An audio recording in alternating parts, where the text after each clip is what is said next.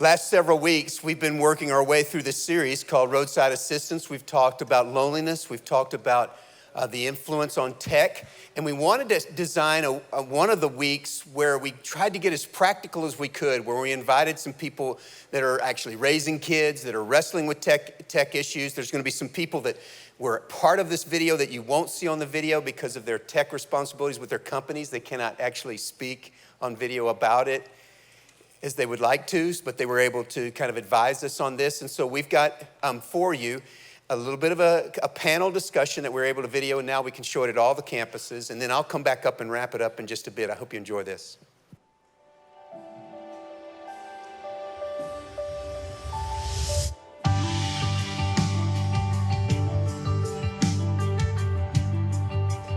Hey everybody, welcome to my incredible living room. I'm kidding, this is not my living room. This is a studio, and we wanted to have a conversation with some folks. We've been talking about technology for the past couple of weeks, and its role in our lives and how it can affect us spiritually and what it does to us is just as humans. So we just wanted to have a conversation with some folks about what they've learned in their own personal lives about technology, about what kind of best practices they've put in place to make sure that technology has its proper role in their lives, and also just what they're learning. So I want to introduce our panelists first, because these are all friends of mine and cool folks to talk to. So first up is Jay Kim. Jay is on staff at Vintage Faith Church in Santa Cruz. Yep. And used to be on staff here at Westgate. He and I used to share an office. The good old days. Then Liz Diddy, who's the author of the book God's Many Voices, also on our teaching team here at Westgate. Zachary Chong, who is a freshman, about to be a sophomore though, in just a few days, at Westmont High School in San Jose. And Kelly Corando, who is our director of high school here at the Saratoga campus. And you've worked with youth in high school for years now. Yeah. Anyway, let's just jump in and let's just start this conversation. I guess I should start with you, Jay. You're writing a book called Analog Church, in which you kind of explore this digital world and the role of the church in it and that kind of thing. And you kind of framed it in your book in an interesting way, saying that the world actually has some digital values that kind of permeate. Why don't you talk a little bit about that, just to give us kind of a way of thinking about this? So I mean, I think in the book, one of the ideas I'm trying to suggest is that the digital age and digital technology is built on three, what I would consider undeniable values: speed, choice, and individualism, right? In the digital age, things are getting faster and faster. We have access faster and faster, dial-up, and now to the Wi-Fi world, and now to all sorts of even faster modes of connecting. Choice, 20 years ago, if you wanted to buy a pair of pants, you would go to the store near you or in your neighborhood and go pick out a pair of pants. Now you can choose from any pair of pants around the world. I mean, it's like the endless amount of choices, right? It just keeps expanding. And then individualism, like almost everything in the digital world is customizable. It can be personalized. We're in an era now where even like the machine algorithms are personalizing for us. So we don't even have to engage the personalization process. It's just happening. Everything is about me and how I want to see the world.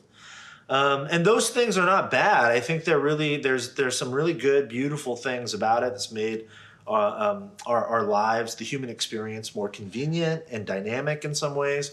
But just like everything else, when good things are taken to their extremes and when they're not held accountable, they can turn really, really bad and harmful. Yeah. And so I think when that happens with speed, it leads us to becoming an impatient people. When it happens with choices, the endless array of choices, it can lead us to becoming a shallow people because we don't have to sink deeply into one thing ever again. We know there are other choices. And when the individualism and the personalization of everything is taken to the extreme, it leads to isolation, right? We end up feeling like if it's just me, you quickly learn, you look around, you're like, wow, it really is just me. I'm alone in all of this. And yeah, the whole idea for me, I think the reason this is so important for us to talk about is because those things, impatience, shallowness, and isolation, actually stand, in my view, in direct opposition to Christian discipleship, which requires patience, Jesus uses agricultural language intentionally, always, to describe Christian growth. It's slow and steady. It requires depth. It's an incredibly deep sort of life change, not shallow. And it absolutely requires community. It's a communal experience to become like Jesus together. And so I think that for me, that's like the whole driver for the conversation is we have to be aware of the extremes that we are taking our digital realities to, because when we take them to their extremes, in my opinion, they stand literally in opposition to the process of Christian discipleship.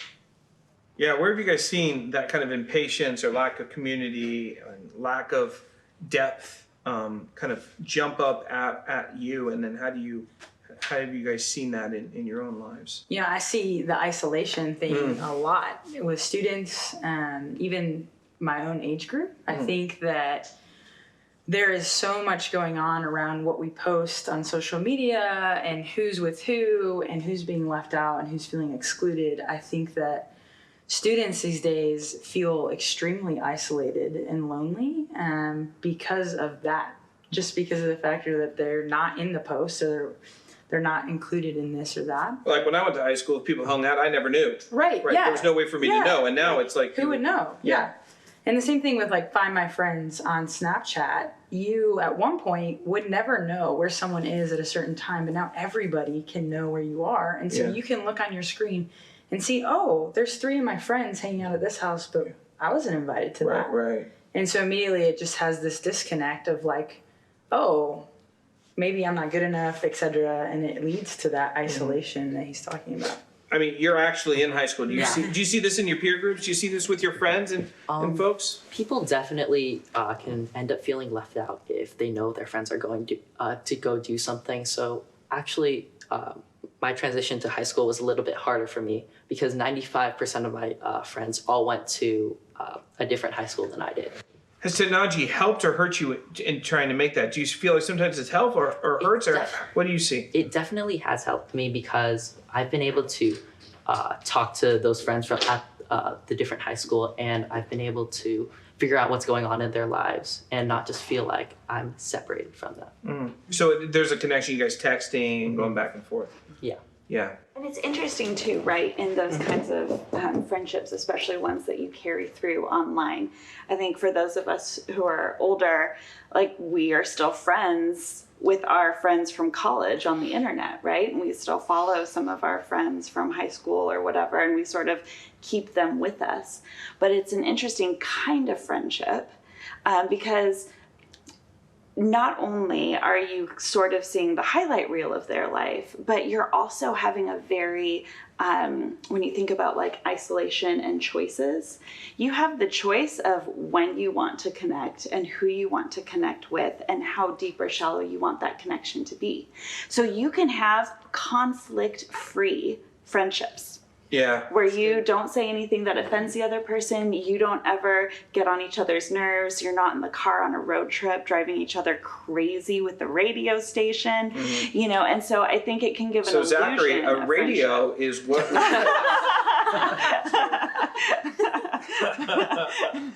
You're not fighting over whose mixtape you're listening to. Right. No, but I do think that there is something of when you start to prefer to spend time online and on social media and with your friends digitally, there are some incredible benefits to that. But in the long run, it actually hurts us for having real, messy, all around authentic friendships. Right, because if real relationships are both require patience and they're kind of difficult, so you got to push, and they're not shallow, and they're about connecting, then it seems that those things would work against that in some ways, and that can be difficult.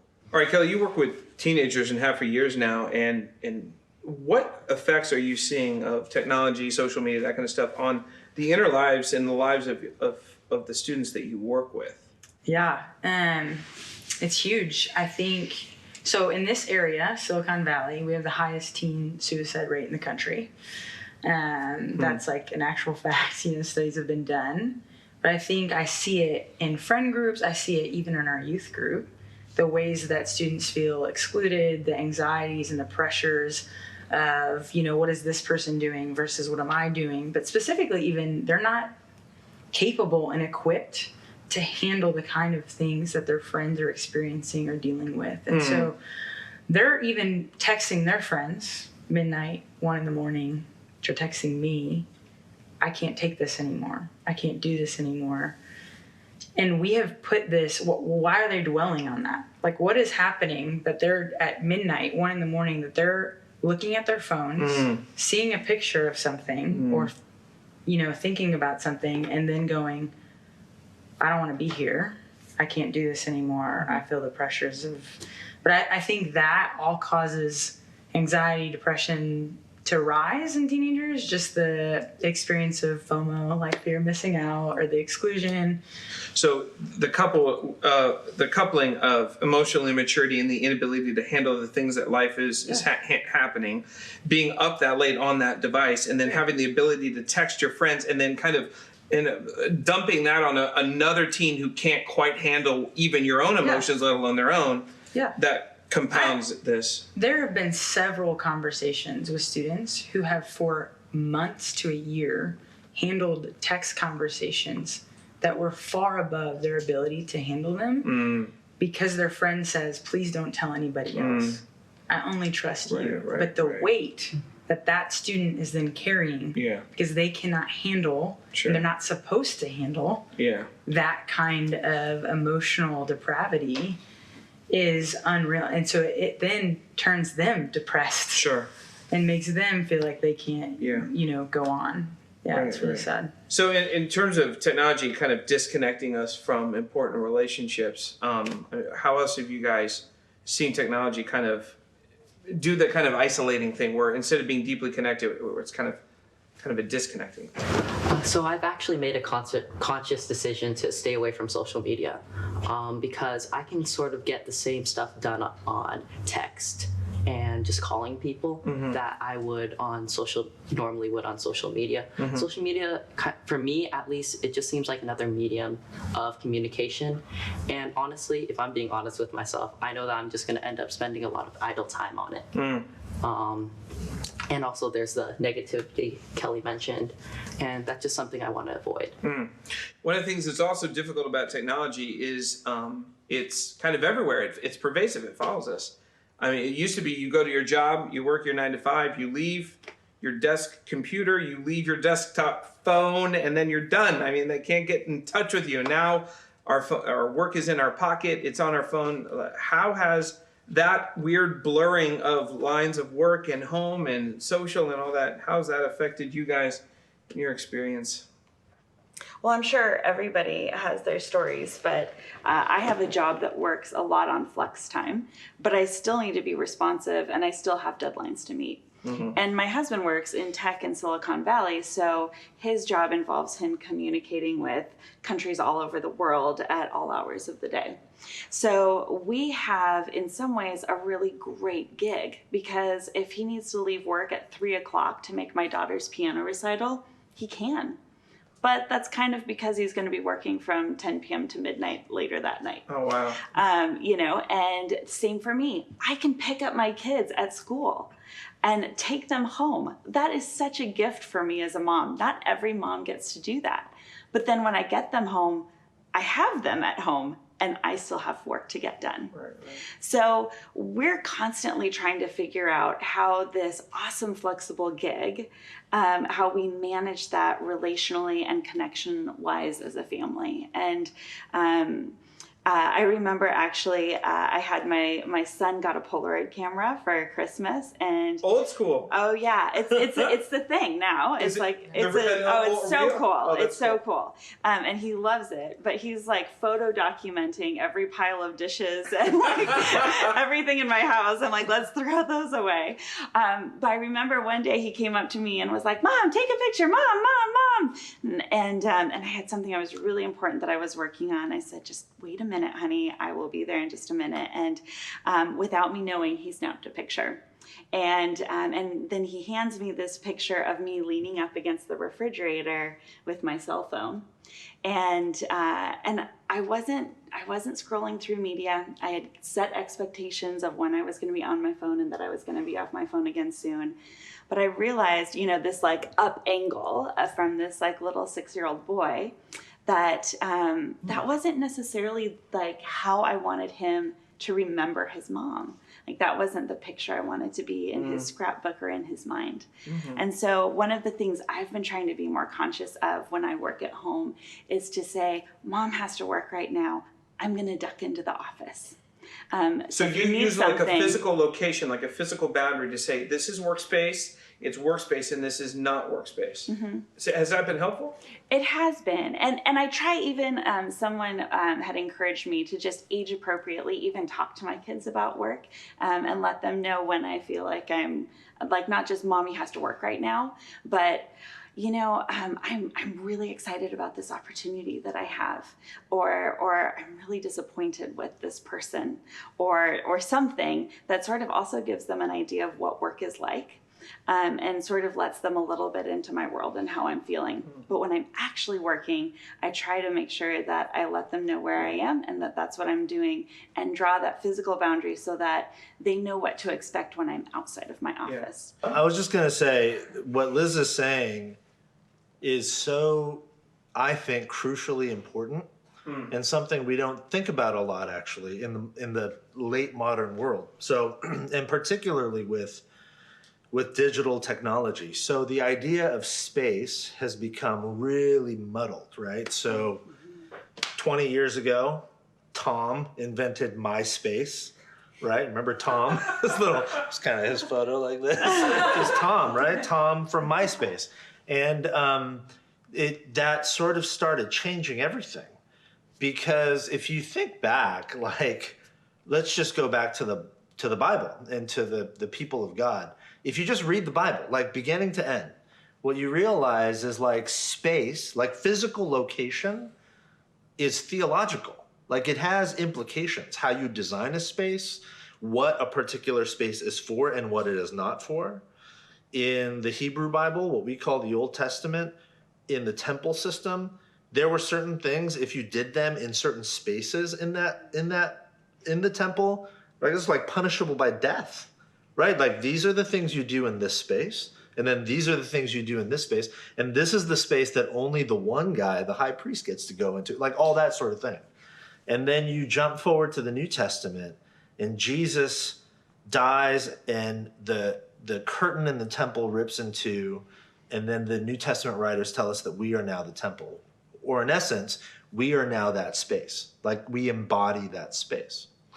But that means like we, people, humans who live in physical bodies, who embody real life spaces, should consider what we do in those spaces. So the writer, Andy Crouch, in his like fantastic little book, The Tech-Wise Family, actually gives great detail about how he orients the space in his house. Particular rooms are designed particular ways, and he doesn't have technology in particular spaces, actually. So no television, no like MP3, like no music, no nothing. Like he has particular spaces, and those intentionally are spaces that his family spends the most time in, and he considers them sacred, so he strips them of digital technology. We've done a similar thing in our home, inspired by that, right? So our TV is not in the most central place in our home. You have to go out of the way to watch television in our house. And it's been a game changer for us. Well, and isn't that's part of the technology, what you were saying earlier, as far as the values, we've become such an anything, anytime, anywhere place, right? Right. And so, but if you have your cell phone when you're having dinner with friends or whatever, right? Like we've all been there when we think we're having fun with people, and then suddenly like the cell phones come out, and they're just like instant barriers to connection there. And that was one of the things, actually, one of the spaces that became important in our house was our bed for Mike and I. We just noticed that connection in the evening is just really important. Like the way that you wake up and the way that you go to bed, even historically through Christian tradition, it's meaningful in the liturgy of the way that we do our days. And so that means like not having phones like in bed as you're like going to bed and not scrolling through news. I found that the last person I would talk to at night, the last person I would make connection with was some random person on Instagram, right? Yeah. And Mike's rolled over with his phone doing mail or whatever. And so what we've decided is that we put our phones to bed before we do. And our phones actually get plugged in on the other side of the room. So we still use our alarm clocks on our phones, but we have to get up out of bed to turn them off, which is actually really effective. That's really smart. But we put those guys to bed at the other end of our room and plug them in at 10, and then we end our day with eye contact, which honestly, every family has the own way that they structure their spaces and their connection points, but that's been really important for us. Well, and there are some people, and for good reasons, who say, I cannot not have my phone. If there could be something urgent, someone could be trying to contact me, work, whatever. And actually, it's funny because, we've sort of been trying to figure out how to minimize technology or put it in its place. I think a lot of it is just how to make it work for you. And so one of the things that I have loved is actually my Apple Watch, which is not an ad, not a paid promo, but it's awesome for me because I actually keep my phone in my kitchen most of the time and ignore it for most of the day, especially if I'm not working.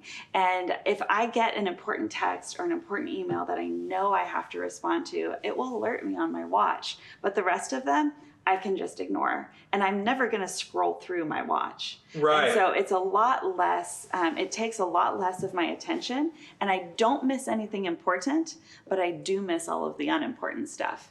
And so there are ways also just to make sure that you're... So it's like less distracting than having your phone, you found? Or it's less invasive in conversation? Because if I pick up my phone and I've got a text or an email, it's just, I'm going to reply to it, even if it's not important. But if I just look at my watch and it can wait, then I just wait till later. Interesting. Yeah. So Apple Watches are sold everywhere. That's funny. One of the biggest questions I've gotten as a pastor, and one of the biggest technology questions that keeps rolling in, is parents of teenagers who say, I need help. I need help parenting. I don't know what to do. It feels like the world has changed so dramatically. I don't know how to parent around this. So now that I have an actual teenager in the actual room, I'd love for you to share with us what do you wish your parents knew about technology? What are some things that they've done that's been really, really helpful with technology? What do you appreciate, and what do you wish that they knew? So one thing that we've actually done recently with the new screen time function on iPhones and just Apple devices is it allows parents to block their certain apps on kids' phones at certain times. So my phone, for example, is blocked during the nighttime because I don't really need to use my phone then anyway. It's also blocked. What time? What time does it shut off? 9 to 7. Oh, wow. Okay, cool. So right. That's fine. I think it's important that parents know that you definitely have a right to limit your kids' activities on their phones, but it's important that you discuss it with them. So I have friends who were like kind of mad, upset because their parents just outright blocked their whole phone. They're only allowed to use it for an hour. And they were really thrown off by that, a little blindsided. And my advice to them was ask your parents why they did this. And really, it's important that teens get to understand what their parents are thinking and be able to share their own perspective. So it's important to open that channel of discussion so that we can understand what the other party feels. Absolutely. So, yeah, having that kind of conversation instead of just a draconian rule. What else have your parents done that they think is really helpful in terms of tech and the way that your family has treated tech? That maybe at the time you thought, man, I hate this. I hate this. But now that you look back with some incredible wisdom from all of your years of living, that you think, now that was a good idea what my mom and dad did. Well, we have one charging station in our house. Oh. It's right next to the refrigerator. It's not really an important place, but we're trying to make sure that our phones stay there. So when you come into the house, you try to put them over there. Mm-hmm. It's a little newer. We're just getting used to it, but I think it's really helpful because it shows that when I'm up in my room, I'm not on my phone. Kelly, you worked with high schoolers. What are some best practices? I mean, you talked to what advice would you have to parents of teenagers from junior high to high school? Yeah. What's the best practice? Well, I think part of it is what he just said. I think you have to engage in conversation with teenagers about technology. But here's the thing. They know all the stuff. And so if you are refusing to engage with them, I just think it's silly. You have your best resource right in front of you, teenagers. And so having that good dialogue and conversation with, like what are boundaries and things that I can use around my phone specifically. And I think kind of what you just said, Zach, you are unable to use your phone at night. And I think that's huge for a lot of reasons. But like I've, asked teenagers, like, what is the reason that you need your phone?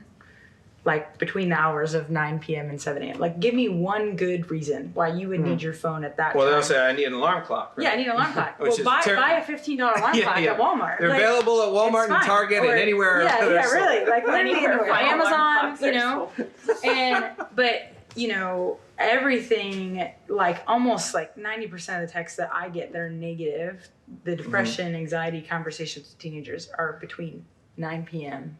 and 7 a.m. And we also know that phones, prevent teens from sleeping, not just because of the blue light, but also, and they need sleep. Right.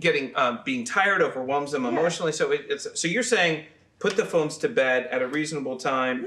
Yeah. Put them. And every teenager is going to hate me. Yeah. Like I just want to point that out. They're going to feel betrayed. Right now they're shaking their fist. Yeah. Kelly has betrayed us. And that's okay because I think it's so important for their well-being holistically. That they don't need this device. Get the phone out of their room at night. Yeah. Is that what you're saying? Yeah, I think it's important. One of the things that's really helped. Now I have a teenage boy, and so when he got into late junior high, about to go into high school, I was like, oh my gosh, how am I going to navigate this? And there was an app that I discovered as we were working on stuff. It's called Bark, and it's a fantastic program. What you do is you install it on your phone, and you install it on their phone, and it reads everything, every text, every picture. Every website they go to, everything. It's all recorded in this. And then what it does is it monitors it and it flags you if something weird comes through.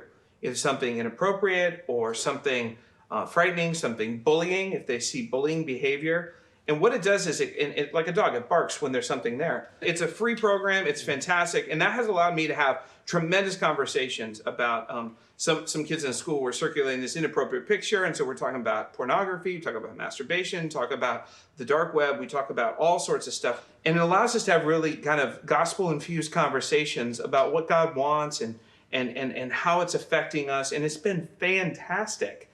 As we come to a close, one of the things I kept hearing in all of your answers was just being intentionally conscious and deliberate in our choices about technology and what it does to us and what fences we put around it. Jay, your book is coming out when? When's your book coming out? Early 2020. Oh, early 2020. It's called Analog Church, and you actually make the case that church actually is a solution to some of these digital maladies, as it were. Yeah. So as we kind of close, why don't you give us the pathway home and how the church and we as Christians can create that pathway back to health. Yeah, totally. It's interesting if you look back on 2,000 years of Christian church history. I mean, honestly, every single time that the church has had the most impact on culture, every single time it's because the church became countercultural, right? She began to zig when everyone else was zagging. And because of that, I think the digital age poses like an incredible opportunity, actually. Like, I know there's a lot of tension and a lot of like, what do we do? And it's nerve-wracking. And how do we deal with this? It's going to ruin humanity. All that stuff. I actually see incredible potential for followers of Jesus together to offer a new way for the world, for everybody. What I mean by that is, those values, right? That when they turn in on themselves get so harmful, the impatience and the shallowness and the isolation.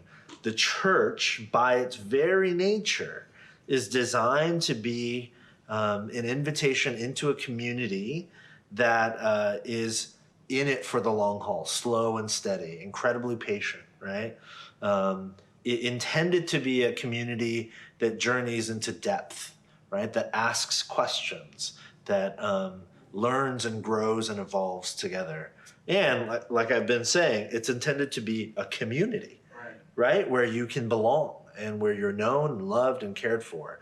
Of course, I'm talking about the church like when she's doing it right. Obviously we've experienced sort of the harmful sides of when churches can be harmful. So if the church can do what the church has always been called to do, and if she can be what she has always been called to be, then just by simply being the church, we'll be offering and inviting the world at large into a space that is so desperately needed in the digital age. Yeah.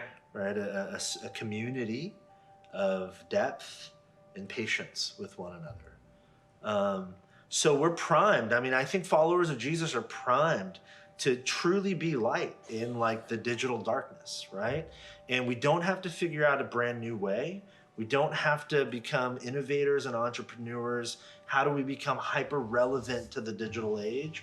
I think we just have to be like Christians, like actual followers of Jesus who live life the way of Jesus, right? To live life according to the way of Jesus, which is patient and it's deep and it's communal. If we can do that in all spheres of our lives, then just by the sheer nature of being the church, we're going to shine this incredible light into the darkness. So I'm actually really hopeful about the future, about the digital future, and about what that is going to mean for followers of Jesus and hopefully for the world as we live the way of Jesus together. It starts with us making that decision to be that individually and then hopefully collectively.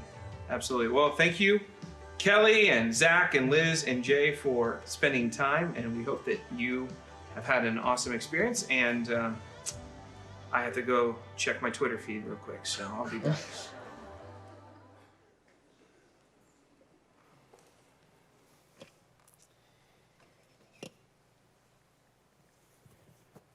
As I boot up my technology, I'm just talking to you about, I hope what you're not hearing is that this is a blanket statement that's anti-technology. We have attempted to discuss and talk about some of the real issues that are going on in technology and how we can interact with it in a way that actually encourages our health and our ability to walk in the Jesus way. This is not new. This is not a new dilemma for us. The church for 20 centuries has been trying to wrestle with issues that are amoral. By that I mean they're not inherently bad or good, they just are. And whether they're bad or good depends on how you interact with them. Let me show you this in 1 Corinthians. 1 Corinthians is a very wealthy cultural town that is going on in the first century. It has 2 letters written to it in the New Testament. And inside of the book of 1 Corinthians, Paul makes a statement almost identical 2 different times. Let me show it to you. It's in 1 Corinthians 6:12. Everything is permissible for me, but not everything is beneficial. Everything is permissible for me, but I will not be mastered by anything. And then in 1 Corinthians 10:23, almost the exact same thing. Everything is permissible, but not everything is beneficial. Everything is permissible, but not everything is constructive. Now, the interesting thing is this phrase, everything is permissible, is in quotes. It's quoted because this is a mantra statement of the church in Corinth.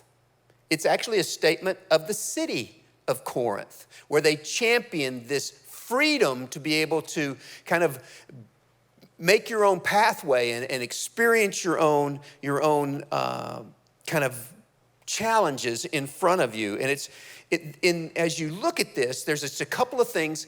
If you think about it, it's so famous for this everything is permissible that it could be now. That could be us. I mean, that is the culture we live in. If it doesn't hurt anybody, everything's permissible. But he says that not everything is beneficial. Not everything is beneficial. It might be permissible. It might be okay. But is it beneficial? And the word for beneficial means, is it good, best, profitable, or helpful?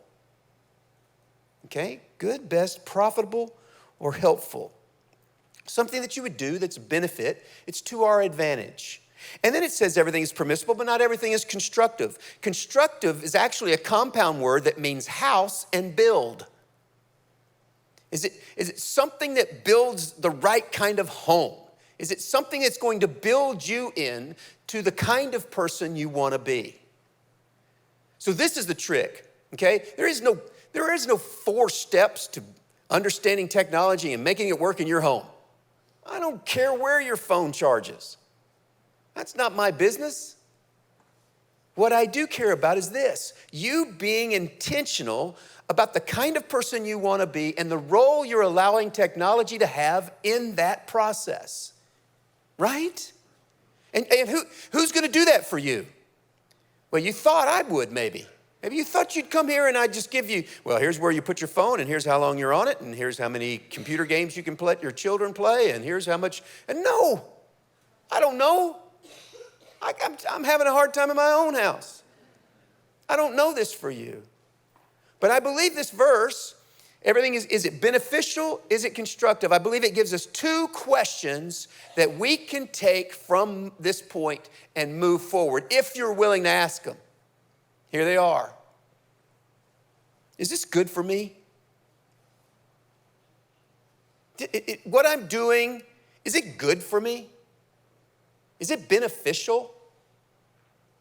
I mean, is it a positive thing? And there are some obvious answers here, folks.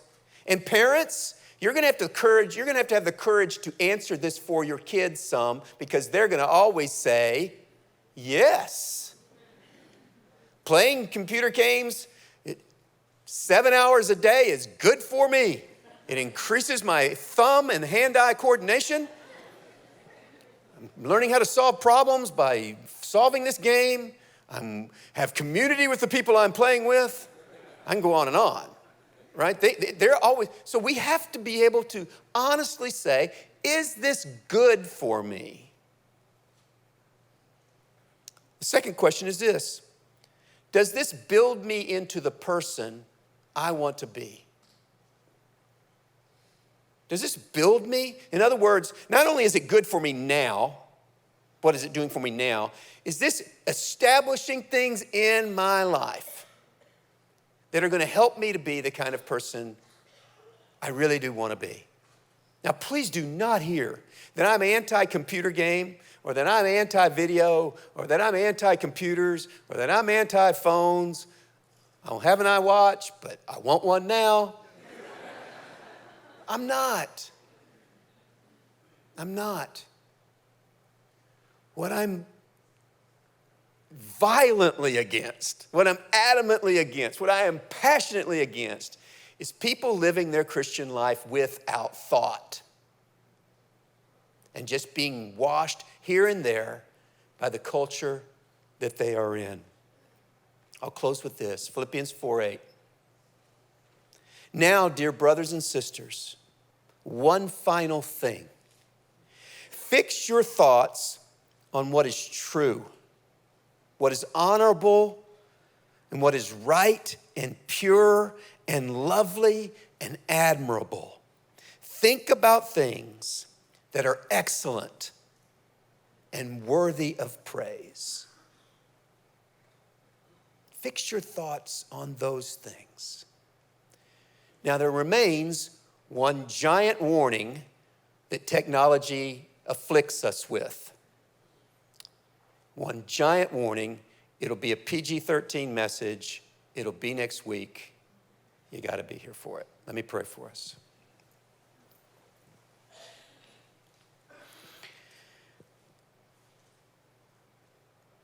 God, we admit we'd like an easy answer. We'd like a simple yes or no. 3 steps to the things that are really good and 4 steps to avoidance of things that are really bad. But you have never intended to set up that kind of stringent legal arrangement with your children. Instead, you have chosen to give us freedom and choice and say to us, everything is permissible, but not everything is beneficial. Not everything that we can do is constructive. There are things out there that will want to master us in a negative way.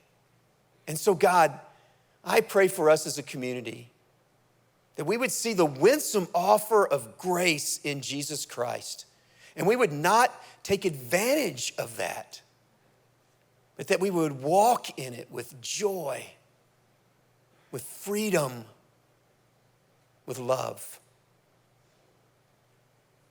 Help us to think this through. Help us to do the work, and help your Spirit. We ask, please, God, give us an extra measure of your Spirit that we might follow your will in this arena.